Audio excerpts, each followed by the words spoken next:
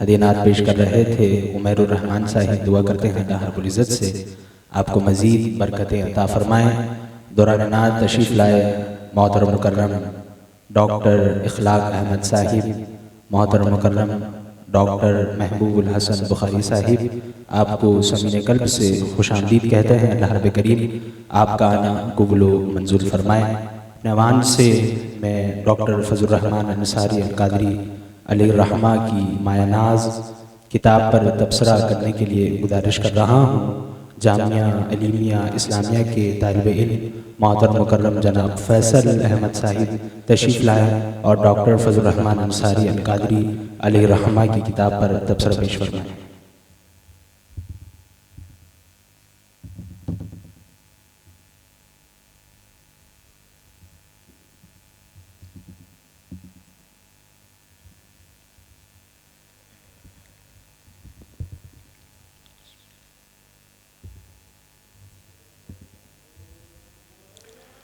अकल है तेरी सिपर इश्क है शमशीर तेरी।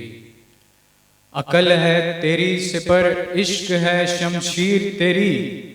मेरे दरवेश खिलाफत है जहांगीर तेरी। माँ सिवा अल्लाह के लिए आग है तकबीर तेरी। माँ सिवा अल्लाह के लिए आग है तकबीर तेरी। तू मुसलमान हो तो तकदीर है तदबीर तेरी। अल्हम्दुलिल्लाहिल्लज़ी खलक़ल अर्द वस्समा वस्सलातु वस्सलामु अला रसूलिल्लाह। अम्मा बाद फ़अऊज़ु बिल्लाहि मिनश शैतानिर रजीम। बिस्मिल्लाहिर रहमानिर रहीम। क़ाल अल्लाहु तबारक व तआला फ़िल क़ुरआनिल मजीद वल फ़ुरक़ानिल हमीद। कुल हल यस्तविल लज़ीना यअलमूना वल लज़ीना ला यअलमून। वक़ाल नबी सल्लल्लाहु अलैहि वसल्लम अल उलमाउ वरसतुल अंबिया। सदक़ल्लाहुल अज़ीम व सदक़ रसूलुहुन नबियुल करीमुर रऊफ़ुर रहीम। मुअज़्ज़ज़ हाज़रीन व सामईन, अस्सलामु अलैकुम व रहमतुल्लाहि व बरकातुहू।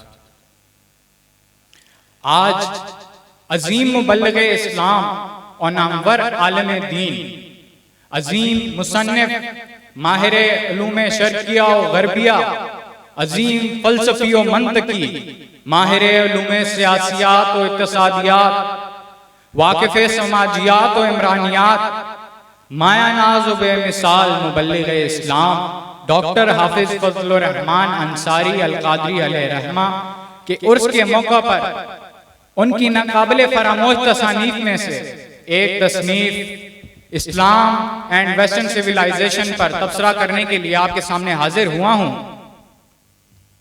जनाबे सामईन, आलम इस्लाम आज जिन मसाइल से दो चार है, डॉक्टर अंसारी अपनी इस किताब में उनकी वजह कुछ इस तरह से बयान करते हैं। आप फरमाते हैं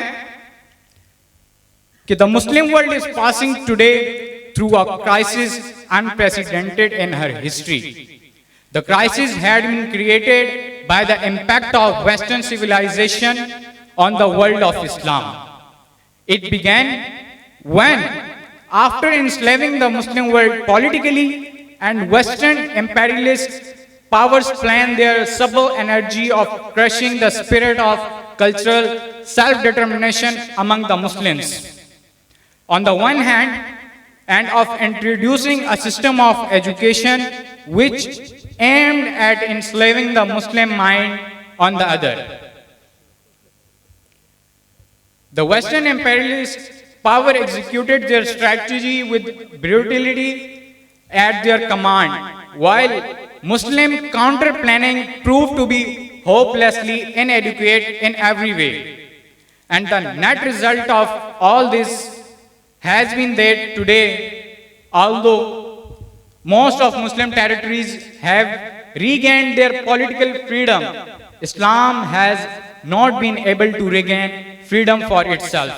As Dr. Iqbal said, मुल्ला को जो है हिंद में सजदे की इजाजत, मुल्ला को जो है हिंद में सजदे की इजाजत, नादां ये समझता है कि इस्लाम है आजाद। डॉक्टर अंसारी ने वेस्टर्न सिविलाइजेशन के लिए जो लफ्ज इस्तेमाल किया आप कहते हैं कि ये डिसलॉयल चाइल्ड है।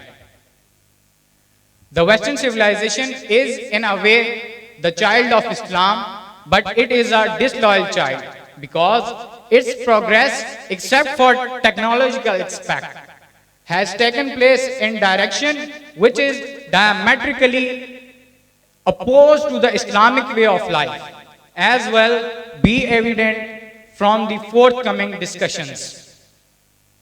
The three stages, अंसारी साहब ने 3 स्टेजेस बयान किए हैं जिन पर वेस्ट की बुनियादें खड़ी हैं, सेकुलरिज्म, मटेरियलिज्म और कम्युनिज्म। अब इन बुनियादों को समझने के लिए पहले कुछ चंद बुनियादी चीजें हैं जो अंसारी साहब बयान फरमाते हैं, इनको समझ लेना बहुत जरूरी है। आप फरमाते हैं कि human consciousness manifest itself in 5 different forms: empirical consciousness, theoretical consciousness, that is rational consciousness, and moral consciousness, aesthetic consciousness, and spiritual consciousness. Consequently, human personality has 5 different plans of activity. यानी कि इंसान जो भी काम करता है या तो वो जिस्मानी तौर पे होता है जिसको हम अपने हवास के जरिए से कंसीव करते हैं, या वो मेंटल होता है, या वो मॉरल होता है, अच्छा होगा या बुरा होगा। इसी तरह से एस्थेटिक होता है, या वो अच्छा होगा या बुरा होगा, यानी खूबसूरत होगा या बदसूरत होगा। और फिर आखिरी जो चीज है वो है स्पिरिचुअल, यानी कि रूहानी। अब आप फरमाते हैं कि these 5 plans of activity bear reference to 5 sets of values, that is physical, mental, moral, aesthetic and spiritual. The differences in human ideologies and distinctions in human civilizations are based always on the emphasis which is laid in them on the different values. यानी कि अगर कोई rational consciousness पर ज्यादा focus करेगा तो उसकी इक़दार, उसकी आइडियोलॉजीज वो भी रैशनल ही होंगी, यानी कि अक्ली होंगी। और अगर कोई हवास को करेगा, हवास को ज्यादा वैल्यू देगा किसी एक डायमेंशन में, तो वो हवासी तरक्की को तरजीह देगा। अब आप जो मॉडर्न वेस्टर्न सिविलाइजेशन के लिए आप लफ्ज इस्तेमाल करते हैं, आप फरमाते हैं कि western civilization, the foundations of the ideology of Western modern civilization stands on the empirico-aesthetico-intellectualistic. आप फरमाते हैं कि जो मॉडर्न वेस्ट की सिविलाइजेशन है उसकी बुनियाद इन 3 अनासर पर है। एम्पेरिको यानी कि हवासी, वो चीज जिसको हम आंखों से देख सकते हैं, कानों से सुन सकते हैं, हाथों से छू सकते हैं, यानी वो हवास को, जो हमारे 5 सेंसेस हैं, इन सेंसेस में जो चीज आती है पहले वो चीज, क्योंकि कायनात को जब हम देखेंगे तो आंखों से देखेंगे, कोई आंखों से देख नहीं सकता तो वो कानों से सुनेगा, उसको फील करेगा, और इसी तरह से हम इसको टच करेंगे। तो बुनियाद जो बनाते हैं वो सेंसेस को बनाते हैं। उसके बाद आप फरमाते हैं एस्थेटिको।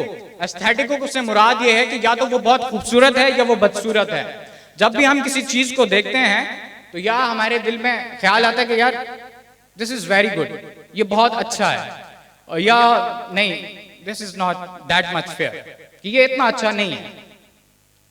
और फिर इंटेलेक्चुअलिस्टिक, यानी कि अब वो जो अपनी अकल है तो अपनी अकल को भी वो इसी राह में लगाते हैं, यानी कि वो अपनी सोसाइटी को ऐसा बनाना चाहते हैं जिसके अंदर वो खूबसूरती को जिस कदर हो सके उतने अच्छे तरीके से उसको एक्सपीरियंस करें। जितने वो टेक्नोलॉजी में आगे बढ़ सकते हैं, जितनी इंसान के लिए आसानी पैदा कर सकते हैं वो करें। अब इसमें जो 3 स्टेजेस गुजरे, सेकुलरिज्म, मटेरियलिज्म और कम्युनिज्म, इसकी बुनियादी वजह आप जो बताते हैं, आप कहते हैं कि the first great thinker who worked on the foundations of the secularism of Western thought was Darwin. क्यों? क्योंकि डार्विन ने अपनी तसनीफ ओरिजिन ऑफ स्पीशीज के अंदर जो इंसानी इर्तिका का फलसफा दिया, जो नजरिया दिया, इसको जनाबे हॉक्सले और हर्बर्ट स्पेंसर ने साइंस ऑफ सोशियोलॉजी के अंदर और जनाबे ह्यूम साहब ने मेटाफिजिक्स के अंदर, जबकि इखलाकियात और सियासियात के अंदर बेंथम, मिल और हॉब्स ने अपनाया। इसका नतीजा यह आया कि अब जो सेकुलरिज्म था, यानी कि खुदा का इनकार उन्होंने कर दिया और स्पिरिट का इनकार कर दिया, रूह का इनकार कर दिया। इसके नतीजे में वो जिस चीज को वैल्यू करने लगे वो मटेरियलिज्म था, कि जितना हम अपनी ज़रूरियात की जो चीज़ें हैं, जैसे हमारी बुनियादी जो ज़रूरियात होती हैं, रोटी, कपड़ा, मकान, इनको जितना हम बेहतर से बेहतर तरीके से हासिल कर सकते हैं, उनका जो मेन एम्फिसाइज था वो इसी चीज़ पर था। और ये जब डार्विन ने अपनी थ्योरी दी और उसके बाद इसको दीगर उलूम के अंदर लाया गया, तो इसका नतीजा ये आया कि उसके बाद वेस्ट में जितने भी फिलोसोफर्स आए, जितने भी ग्रेट इंटेलेक्चुअल्स आए, उन्होंने इसी चीज को हतमी हकीकत तस्लीम कर लिया और उसके अलावा किसी और चीज की तरफ या किसी और चीज को वैल्यू देना मुनासिब ना समझा। अब इसी तरह से जनाब मार्शल आए और मार्शल ने ये चीज इकोनॉमिक्स के अंदर राइज कर दी। जो हम आज मौजूदा इकोनॉमिक्स की डेफिनेशन देखते हैं, wants are unlimited, resources are limited. So what we have to do is that we have to get satisfaction. So how can we satisfy ourselves? तो जितनी ज्यादा हम अपने पास चीजें और अशिया जमा कर सकते हैं, उतनी ज्यादा हम सेटिस्फेक्शन हासिल कर सकते हैं। तो इसके नतीजे में जो चीज आई वो थी कैपिटलिज्म। अब अंसारी साहब ने मुफस्सलन इस चीज को बयान किया है और जो वेस्टर्न सिविलाइजेशन की जो रूट्स हैं उनको इस तरह से अयां किया है कि वेस्ट को समझने, उनकी आइडियोलॉजी को समझने में बहुत आसानी हो गई है। अब मजीद आगे हम इस्लाम की तरफ बढ़ते हैं। हमने देख लिया कि जो वेस्टर्न सिविलाइजेशन है, जो मगरबी तहजीब है, आज उसने इतनी शानदार एक अपनी, अगर मैं कहूं कि दुनिया में ही जन्नत तामीर कर दी है, तो ये बात गलत ना होगी, लेकिन याद रखिए कि ये वो जन्नत है जो दूर से देखने में सुहानी मालूम होती है। अगर आप वेस्ट का फैमिली सिस्टम देखें, बहुत बुरी तरह से तबाह है। इखलाकियात वहां नहीं पाई जाती। वहां की औरत, उसे मालूम नहीं कि जो बच्चा है उसे मालूम नहीं उसका बाप कौन है। A woman is in multiple relations. वो समाज बहुत बुरी तरह से तबाह होकर रह गया है, लेकिन वो बज़ाहिर जो चीज दिखाते हैं तो वो हमें लगता है कि बहुत ऐश व इशरत और बहुत पुरसकून जिंदगी गुजार रहे हैं। अब आगे हम देखते हैं कि अंसारी साहब ने इस्लाम की जो फाउंडेशंस हैं उस पर बात करते हुए आप फरमाते हैं कि जो इस्लाम की बुनियाद है वो जिस चीज पर है वो है स्पिरिचुअलिटी, रूहानियत, रैशनल स्पिरिचुअलिटी। अब इंसान, ये जो रैशनल स्पिरिचुअलिटी है, इसका ताल्लुक आप जिस चीज से जोड़ते हैं वो है ईमान। आमनतु बिल्लाहि कमा हुआ बिअस्माही व सिफातिही व क़बिलतु जामिया अहकाम बिल लिसानी व तस्दीकुम बिल क़ल्ब। तो यानी इंसान जब ईमान लाता है तो ईमान लाने के बाद वो इस चीज पर ईमान लाता है कि हमारा कोई खालिक है जिसने हमें तख्लीक किया, जिसने पूरी इंसानियत को तख्लीक किया, जिसने जमीन और आसमान में मौजूद हर चीज को तख्लीक किया। तो तख्लीक का फिर कोई मकसद भी रखा होगा। इंसान का काम इस दुनिया में यह है कि अल्लाह फरमाता है इन्नी जाइलुन फिल अर्द खलीफा, कि इंसान को खलीफा बनाकर भेजा गया। मजीद अंसारी साहब आगे जो बेसिक फीचर्स हैं इस्लामिक आइडियोलॉजी के वो बयान करते हुए आप सबसे पहले जो प्रिंसिपल बयान करते हैं वो प्रिंसिपल ऑफ यूनिटी, वहदानियत, तौहीद। उसके बाद आप जिस चीज का तस्करा करते हैं वो है बेस्ड ऑन डिवाइन रेवल्यूशन। अब मसला ये है कि अगर इस दुनिया में दो खुदा होते तो कायनात का निजाम धर्म भरम होकर रह जाता। तो इसीलिए जो बेसिक जो कॉन्सेप्ट है वो है यूनिटी का और तौहीद का। और दूसरी चीज है कि जब अल्लाह ने इस दुनिया में इंसान को तख्लीक किया तो तख्लीक करने के बाद फिर उसकी हिदायत के लिए अंबिया कराम मबूस फरमाए, और अंबिया के बाद जो ये सिलसिला चला वो था वही का, अंबिया पर वही नाजिल हुई और अब वो वही हमारे पास कुरान मजीद की सूरत में मौजूद है। अल्लाह तबारक व तआला कुरान मजीद में इरशाद फरमाते हैं, इन्ना नहनु नज़्ज़लना ज़िक्रा व इन्ना लहू लहाफ़िज़ून, बेशक ये जिक्र कुरान मजीद हमने नाजिल किया है और हम खुद ही इसकी हिफाजत करने वाले हैं।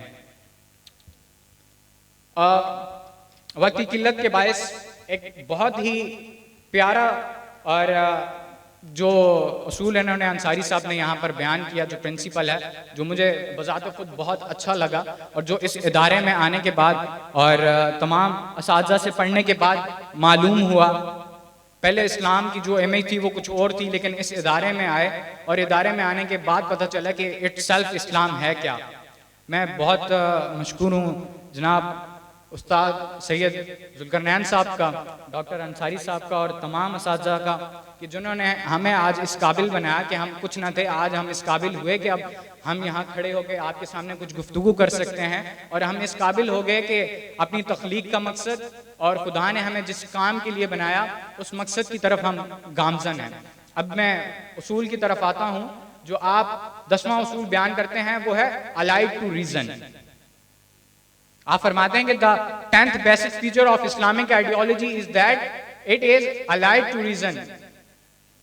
It is namely instead of demanding blind acceptance on the basis of belief in it and you will be saved। यानी कि आप ये फरमाते हैं कि अगर कोई चीज हमारे सामने आ गई तो हमारा काम ये नहीं है कि हमने उसको सुना और उस पर बस यकीन कर लिया, ठीक है हमने सुन लिया, ओके दैट्स इट। अल्लाह ने हमें अक्ल भी इसीलिए दी है कि हम अपनी अक्ल को इस्तेमाल करें, हम अपने हवास को इस्तेमाल करें। देखें, याद रखें कि इस्लाम इन जो वेस्टर्न सिविलाइजेशंस में जैसे मटेरियलिज्म हम देखते हैं, इस्लाम इसके खिलाफ नहीं है, लेकिन इस्लाम ये कहता है कि आपको जिस हद तक इसकी ज़रूरत है आप इसको उस हद तक ही रखें। जब आप अपनी ज़िंदगी का मकसद इसको बना लेंगे तो फिर आप बहुत से मसाइल का शिकार होंगे। मैं अपनी गुफ्तगू का इख्तिताम इस शेर से करूंगा।